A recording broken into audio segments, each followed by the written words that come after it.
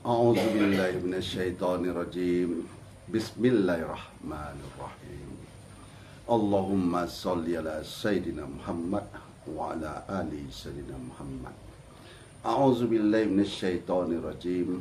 Bismillahirrahmanirrahim. Rabbi sadri wa yassirli amri wahlul 'uqdatam min lisani yafqahu qawli. Assalamualaikum warahmatullahi wabarakatuh. Sahabat-sahabatku, saudaraku, dimanapun Anda berada. Sudah lama kita tak jumpa ya.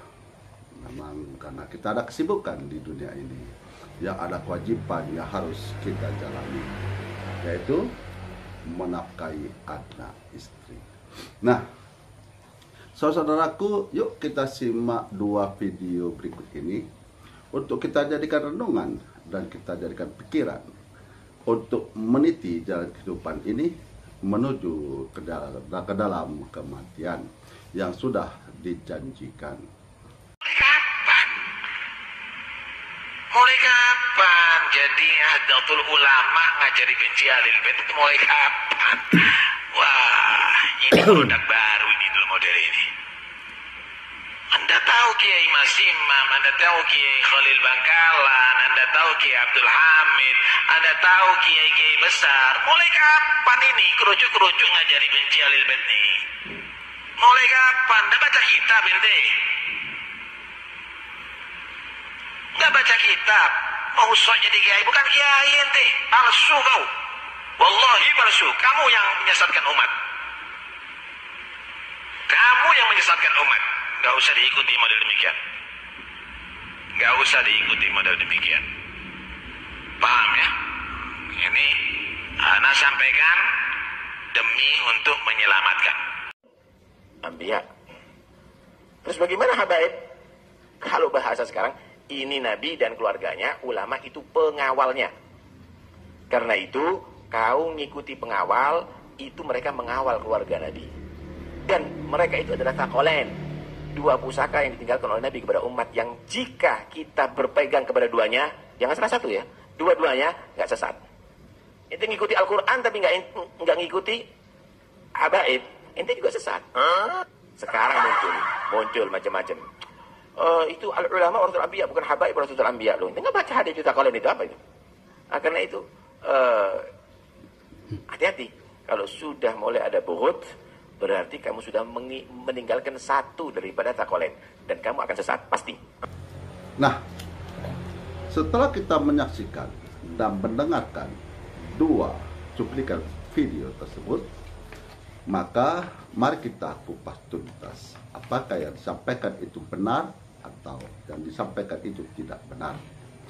Nah, yang disampaikan oleh Habib tersebut adalah menurut catatan saya yang perlu saya bahas dan kita pikirkan dan kita renungkan adalah: satu, ulama mengajari membenci Ahlul Bait.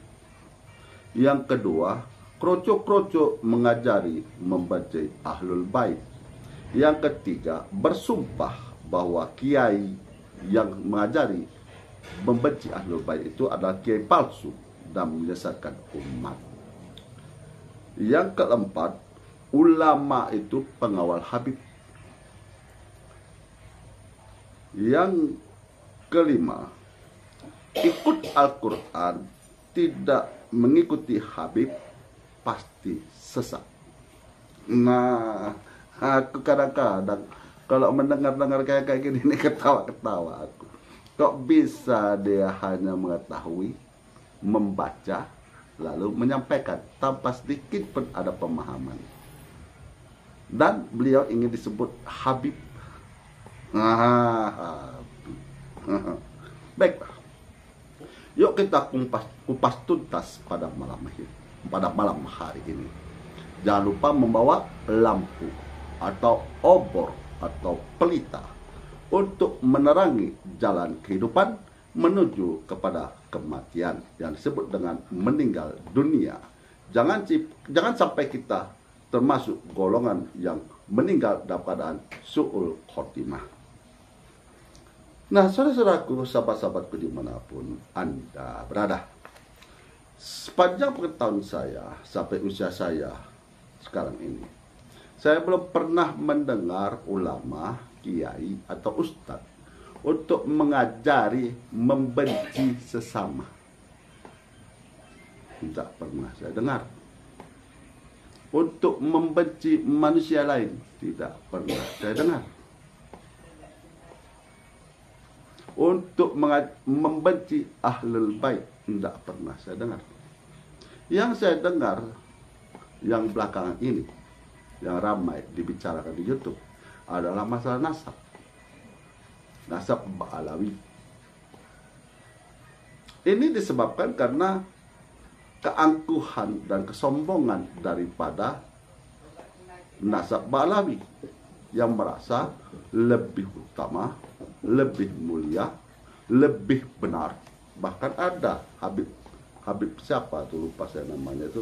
Ini zat. Nah, kalau mengatakan ini juga zat. Ini juga zat. Siapa yang menciptakan ini? Allah Tuhanku yang menciptakan ini. Antum juga yang menciptakan siapa? Allah. Yang mengizinkan antum lahir ke dunia ini, besar di dunia bumi pertiwi ini, bumi Indonesia ini. Siapa? Allah yang Maha Kuasa. Jadi tak ada beda. Nah, beliau juga mengatakan ulama itu pengawal Habib. Dari mana ulama itu diperintahkan untuk mengawal Habib? Nampak benar di situ antum ini ketakutan. Maka antum ingin supaya dikawal, supaya selamat. Selamat daripada manusia-manusia. Yang kedua, antum tidak percaya kepada Allah, sehingga antum minta dikawal. Antum tidak ada keyakinan kepada Allah. Maka mengatakan ulama itu mengawal Habib. Cari hadis, cari kitab yang mengatakan bahwa ulama itu mengawal Habib. Antum mengatakan ikut Al-Quran, tidak ikut Habib, pasti sesat. Habib. Kok bisa kayak gini antum mengaku Habib, tapi menyampaikan hal-hal seperti ini? Apa antum tidak malu dengan sorban? Dengan sorban yang ada di kepala itu, dengan baju gamis yang dipakai itu. Apa antum tidak takut kepada Allah? Apa antum tidak takut nanti berjumpa dengan Nabi kita, Rasul kita, Nabi Muhammad SAW, dengan berceramah seperti ini? Mengikuti Al-Quran dan tidak ikut Habib dipastikan sesat. Apakah antum tidak tahu? Tidak tahu. Tidak usah dulu memahami.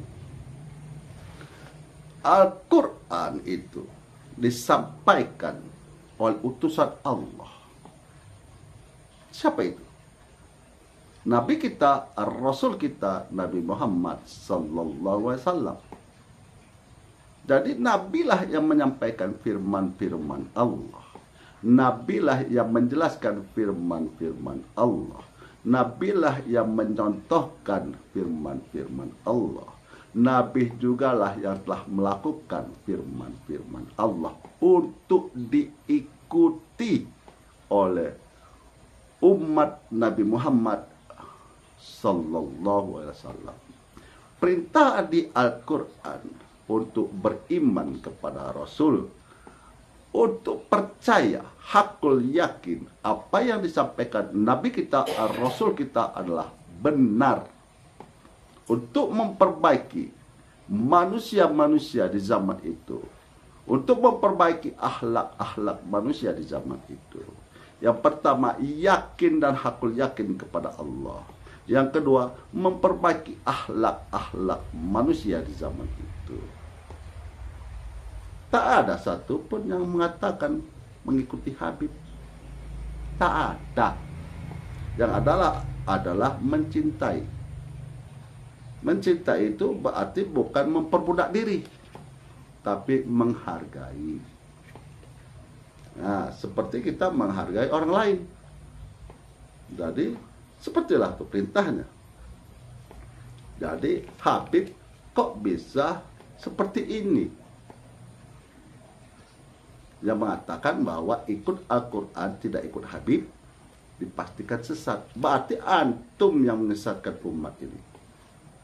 Makanya, saudaraku, sahabat-sahabatku, dimanapun Anda berada, dalam mempelajari ilmu agama Islam, kita itu, kalau saya pribadi, saya berpegangan kepada dua hal. Yang pertama, itu daripada nasihat daripada Ali bin Abi Thalib radhiyallahu yang mengatakan, janganlah engkau lihat siapa yang menyampaikan, tapi lihatlah apa yang dia sampaikan. Yang kedua, nasihat dari guru saya di majelis zikir tawakal, yaitu kalau kita mendengarkan suatu ceramah yang disampaikan itu salah dan kita sampaikan beliau marah, maka tinggalkan itu majelis. Ya, seperti antum katakan ini, yang seperti antum ceramahkan ini, yang mengatakan ikut Al-Quran tidak ikut Habib, dipastikan sesat. Padahal kalau kita ikut Al-Quran, itu sudah pasti kita mengikuti Nabi kita, Rasul kita, Nabi Muhammad Sallallahu Alaihi Wasallam. Mohon maaf saudara-saudara, kami ini sedang dalam keadaan sakit nih. Tenggorokan ini rasanya gatal-gatal. Jadi ya gitulah nama kita manusia. Ya, salah satu yang kita undang tapi datang itu adalah penyakit. Penyakit ini datang atas izin Allah. Ya. Dan tak lupa bagi saudara dimanapun Anda berada, saya selalu tetap mendoakan bagi saudaraku, apabila sakit, Allah sembuhkan penyakitnya, Allah berkati umurnya, Allah mudahkan rezekinya.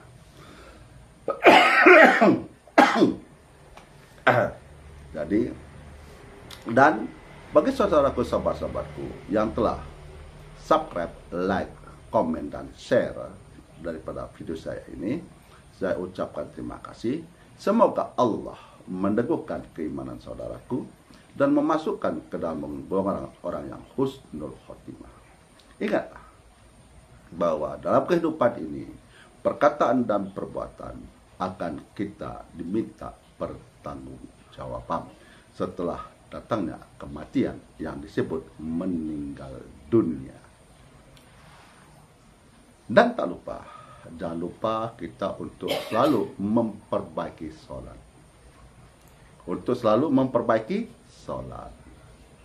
Karena kalau sholat kita sudah baik, maka akhlak yang kita miliki akan menjadikan akhlakul karimah.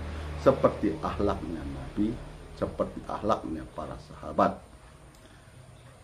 Dan semoga kita juga termasuk golongan yang husnul khotimah dan dijauhi daripada kematian su'ul khotimah.